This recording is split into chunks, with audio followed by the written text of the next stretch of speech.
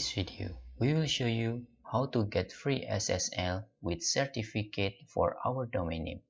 First, you can connect your domain name into Cloudflare. It's easy to set up domain name with Cloudflare. After your domain name is active, you can select SSL or TLS menu.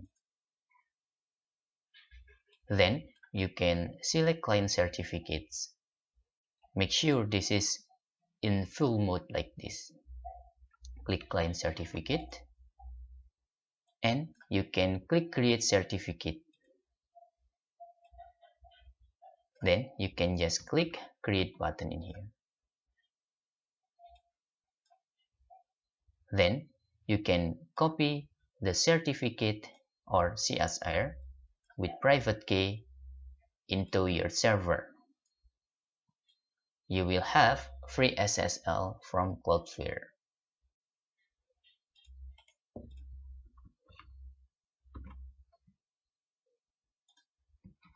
This is for CSR.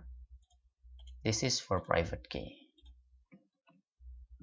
For example, you can using a pen like this and paste the certificate and the private key for your domain name.